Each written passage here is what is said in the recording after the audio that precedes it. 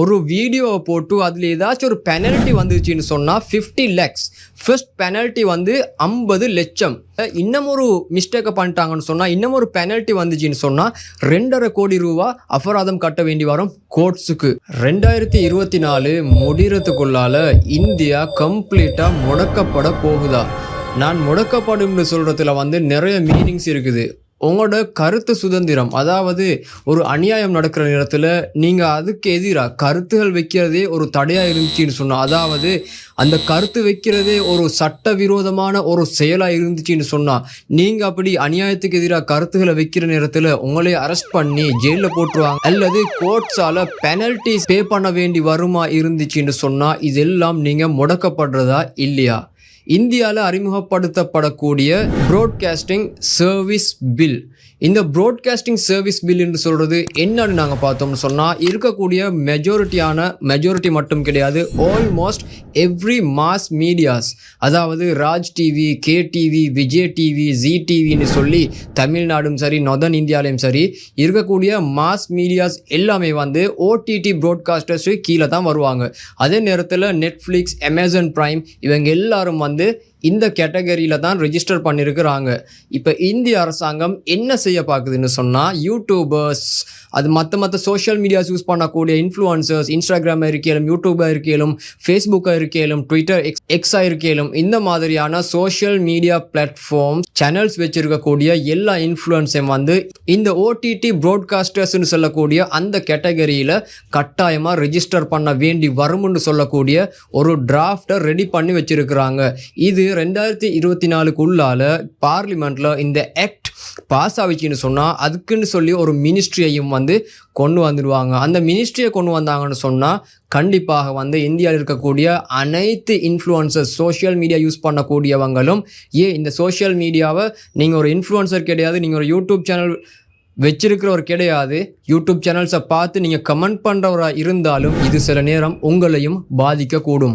OTT ப்ராட்காஸ்டர்ஸ்ன்னு சொல்கிறத ரெண்டுக்கு categorise பண்ணியிருக்கிறாங்க, நியூஸ் சேனல்ஸ் மற்றது நான் நியூஸ் சேனல்ஸ்.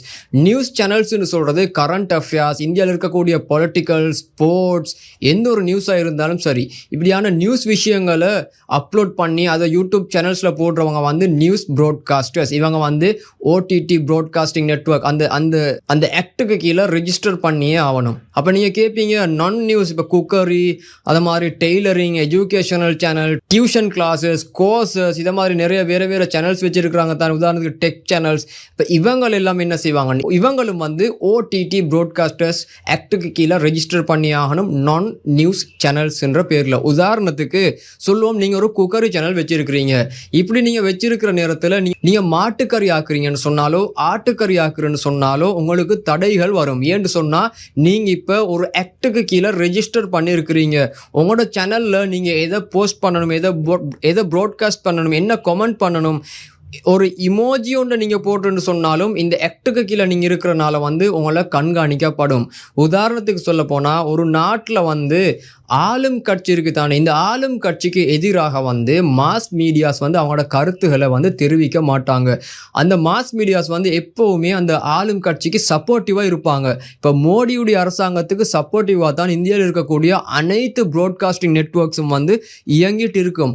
ஆனால் யூடியூபர்ஸ், இன்ஃப்ளூயன்சர்ஸ், சோஷியல் மீடியாவில் இருக்கக்கூடிய ஆக்டிவிஸ்ட், இவங்க வந்து அவங்களுடைய உரிமை, அவங்களுக்கு தவறுன்னு சொல்கிற விஷயத்த வந்து மக்கள் மத்தியில் தவறுதான்னு சொல்கிறத வந்து எடுத்து வைப்பாங்க. அவங்களுக்குன்னு சொல்லி ஒரு ரைட்ஸ் ஒன்று இன்றைக்கு வரங்காட்டியும் இருக்குது. எது வரங்காட்டியும் சொன்னால், இந்த ப்ராட்காஸ்டிங் சர்வீஸ் பில் ஆக்டுக்கு கொண்டு வரங்காட்டியும் பார்லிமெண்ட் இந்த ஆக்டை கொண்டு வந்து ஒரு மினிஸ்ட்ரியை கிரியேட் பண்ணும் வரைக்கும் வந்து இவங்களுக்கு இந்த சுதந்திரம் இருக்குது.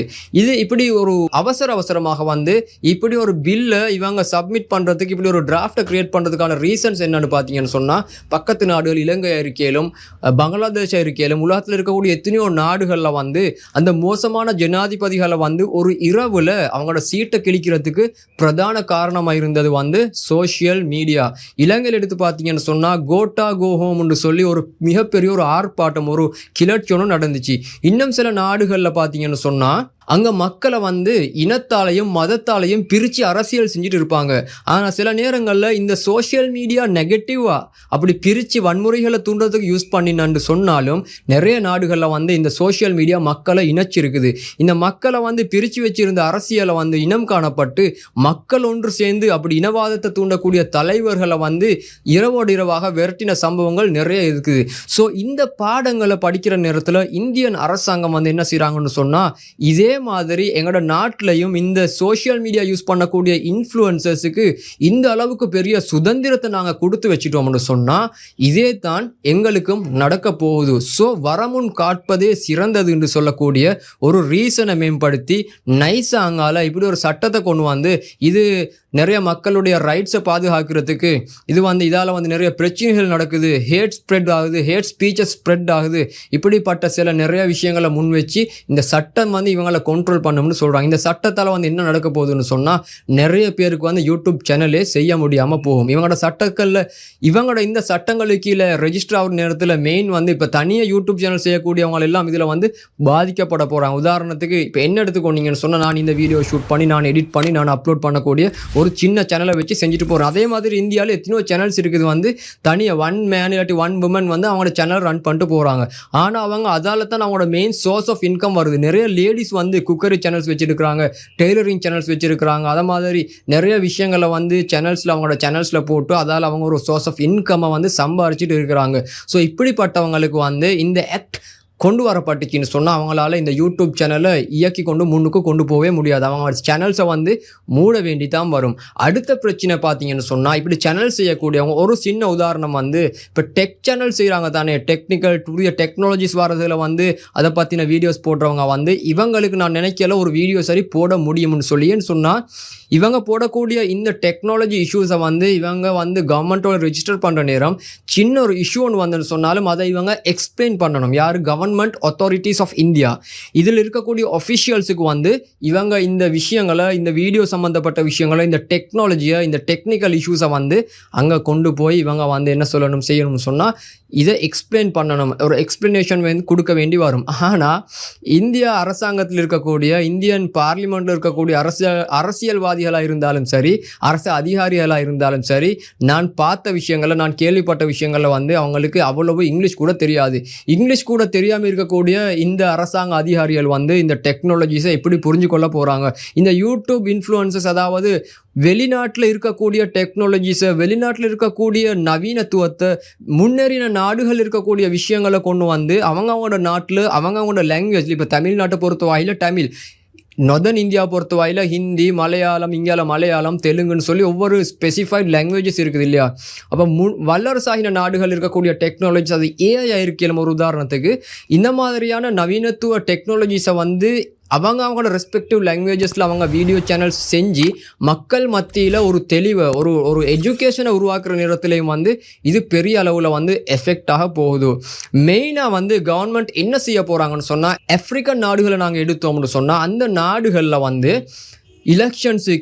எலெக்ஷன்ஸுக்கு முன்னாடியும் பின்னாடியும் அல்லது ஒரு முக்கியமான ஒரு அரசாங்கம் ஒரு தீர்மானத்தை எடுக்கக்கூடிய நேரங்களில் நிறைய உலகத்திலே ஆகக்கூடிய சோஷியல் மீடியா பேன் பண்ணப்படக்கூடிய நாடுகள் வந்து ஆப்பிரிக்கா. ஆனால் இன்றைக்கி ஆப்பிரிக்கா வந்து உலகத்தில் முன்னேற்றம் அடைஞ்ச நாடாக எங்கே இருக்குதுன்றது வந்து உங்களுக்கு விலையும் கொள்ள முடியும். ஆனால் அங்கே இருக்கக்கூடிய அரசியல் தலைவர்கள் வந்து அந்த நாட்டு மக்கள் அளவுக்கு ஒரு நாளும் ஏழைகளாக இருக்க மாட்டாங்க. ஒவ்வொரு நாட்டிலையும் வந்து இதுதான் நடந்து கொண்டு இருக்குது. ஸோ இந்தியாவை மெயினாக வந்து இந்த அரசாங்கம் வந்து எதுக்கு டார்கெட் பண்ணுதுன்னு சொன்னால், அப்கமிங் எலெக்ஷன்ஸில் வந்து இதை இவங்க நடைமுறைப்படுத்தாட்டி, ரைட், இந்த சோஷியல் மீடியா இது வந்து பேன் இல்லை, இவங்க ஒரு ஆக்டை கொண்டு வராங்க. ஆனால் இந்த ஆக்டிவிட்டி வந்து இந்த ப்ராட்காஸ்டிங் சர்வீஸ் பில் வந்து இம்ப்ளிஃபை ஆயிடுச்சின்னு சொன்னால், ஒரு பார்லிமெண்ட் ஆக்டாக இம்ப்ளிஃபை ஆயிடுச்சின்னு சொன்னால் இது கிட்டத்தட்ட சோஷியல் மீடியா பேன் ஆகிற மாதிரி தான். ஏன்னு சொன்னால் தங்களுடைய கருத்துக்களை வெளிப்படுத்தக்கூடிய, கரண்ட் அஃபேர்ஸ் செய்யக்கூடிய, நியூஸ் சேனல் செய்யக்கூடிய நிறைய நல்ல யூடியூபர்ஸ் வந்து முடக்கப்படுவாங்க. அவங்களோட கருத்து சுதந்திரங்கள் முடக்கப்படும்.